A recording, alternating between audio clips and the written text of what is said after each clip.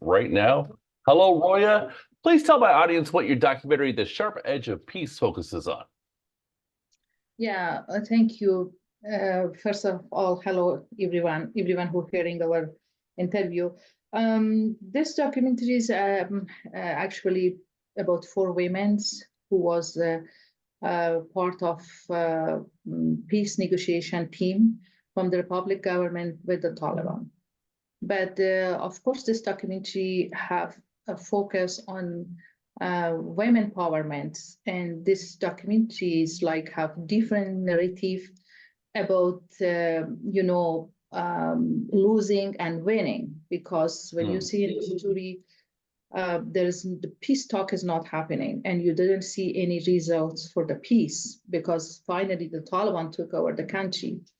But this is not a losing for women of Afghanistan, because in this documentary you can see their struggle, that still they're standing for their values, for their rights, and why for this documentary is the winning and the losing totally have different meaning and different narrative.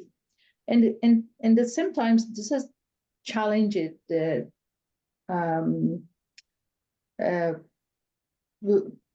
20 years mission of international community, ending 20 years mission of international community in Afghanistan.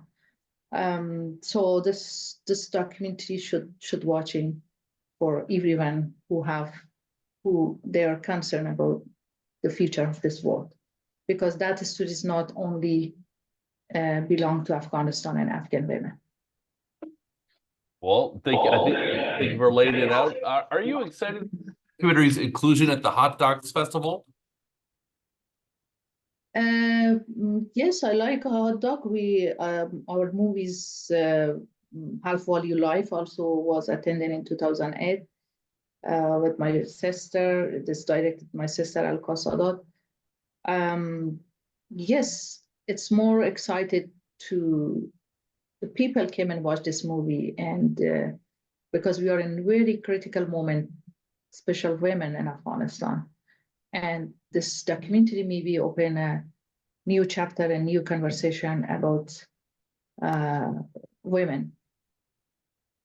Yes, and tell me about the advantages of shooting a documentary over several years. Yes, this is let's have tragedy and sad story, but in the same time we have our movie right now. We have this result. This documentary is starting in 2021, in the most challenging period for the people of Afghanistan, because that time just the peace talks, it's going to start the peace talks, and at the same time there was lots of pressure with bomb blast, suicide attack from the Taliban inside of the country, and there was target attack for women rights activists, for women, for media, for artists. When we started to making a documentary, when I talked with Leslie Thomas, the film producer, and we decided, okay, let's start. I just said, starting from tomorrow, and I understand that because I have experience, 20 years experience making movie inside of Afghanistan, and I understand that we will facing with many challenge, because this time we are going to filming peace talks, that this is happening with the Taliban. And on the other side, our four characters, they are very well-known women in Afghanistan. They're women rights activists. They are very famous, and they're part of negotiation team. And it's not easy to have access for them due to the security, their regular situation, that they should not talk a lot with media, with camera. It's many, condition for the peace talks, for the people who are member of peace talk. And the other hand, of course, the Taliban was clear. They don't like it, the camera, the women, these things. But on the other hand, the government also, our camera was very sensitive for the government. But I don't know why, but they didn't support. I just feeling that they're afraid from the name of documentary films. Always the politics is complicated, and the people not comfortable to one camera be as a witness always with them. So I understand that we will be with many obstacle problems and challenge, but the things that encourage me that finally this is a very historical moment.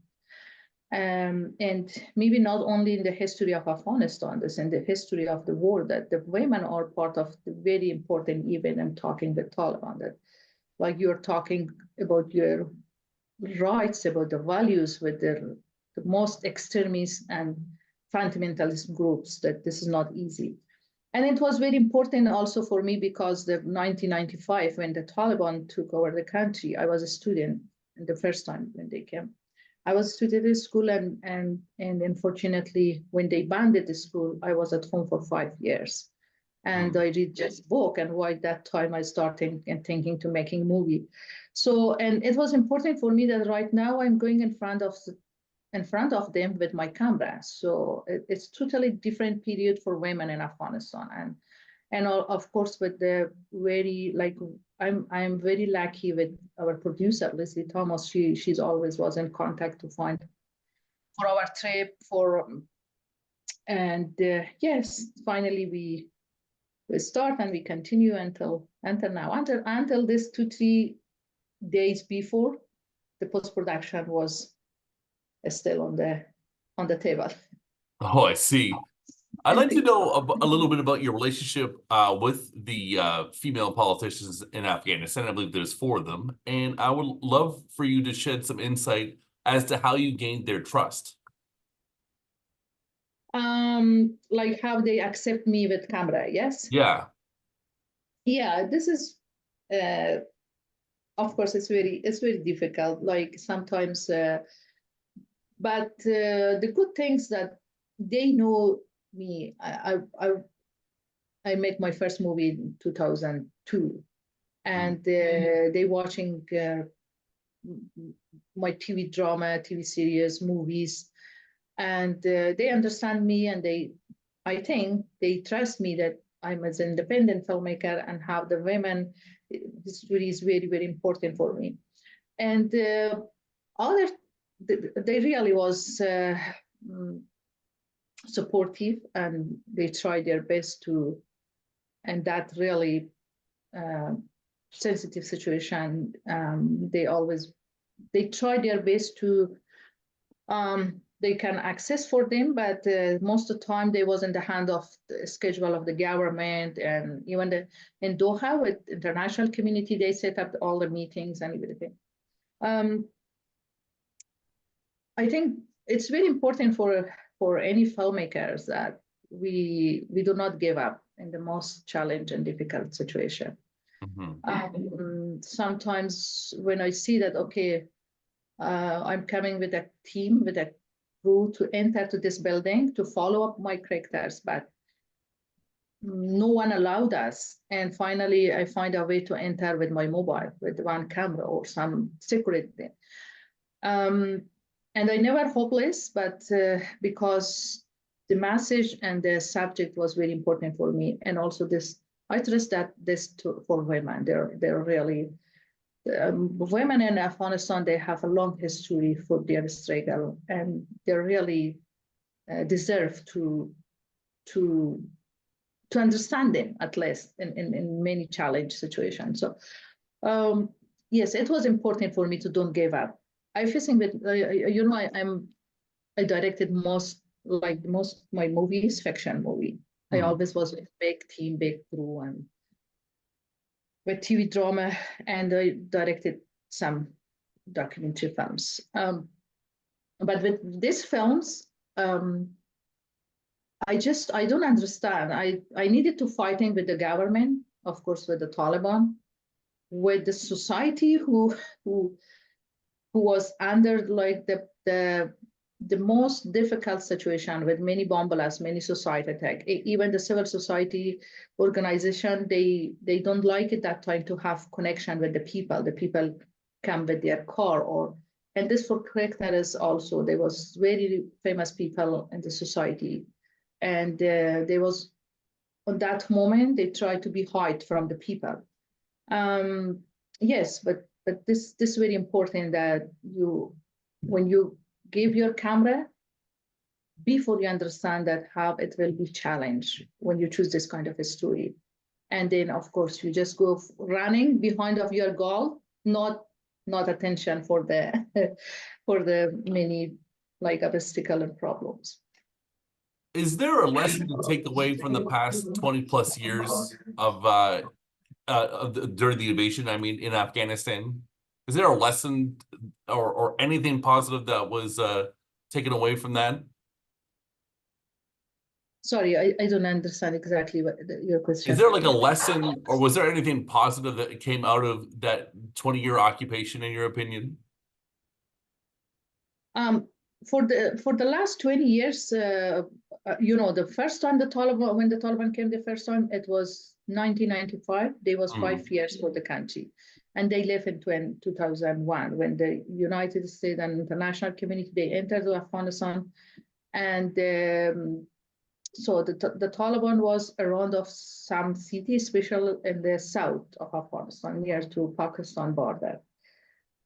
And this 20 years was a you know, a chance for the people of Afghanistan to start, you know, after 40 years war, to start for, you know, for changing. And the society was on the period of changing. Like we had for that last 20 years, we had the most, you know, the most achievement on media. We had free media, many TV channel, radio without any censorship. And there was lots of, you know, university,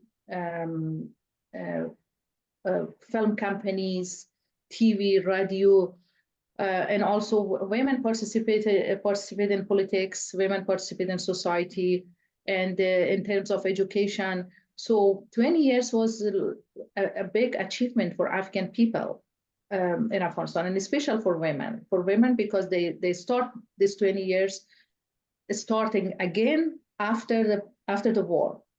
So and then suddenly during the peace talks, when the Taliban took the country again, they put the people like they was coming in 1995.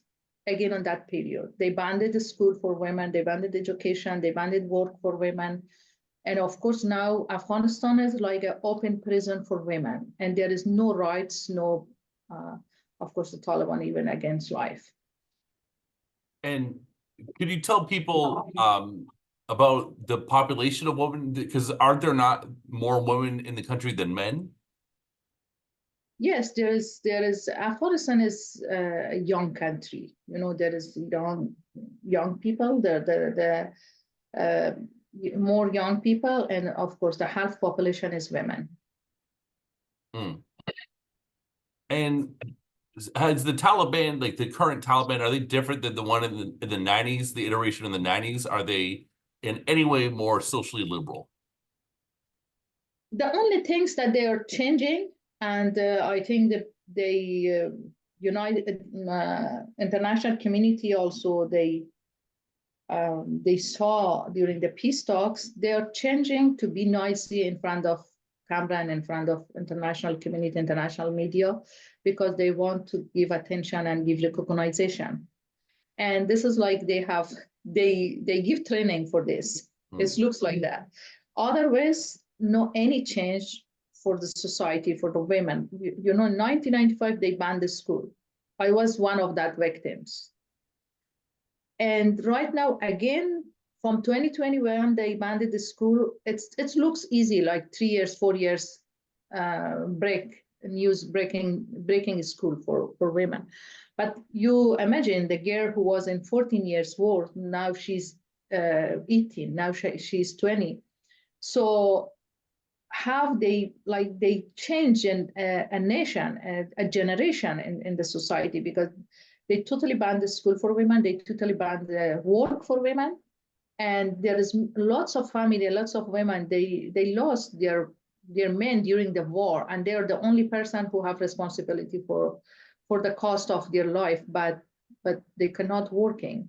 And also there is no justice, no monitoring, no free media. You didn't know what's happening inside of the, we just have some news from the big cities. Okay. But there is 39 cities and under the control of Taliban. So it's a worse situation. I don't think that any change in terms of their action for the women and society than 1995. Okay, well, that's all the time we have. I really appreciate it, and thank you very much for your great work. Thank you, Micah. Nice to talk to you. Likewise.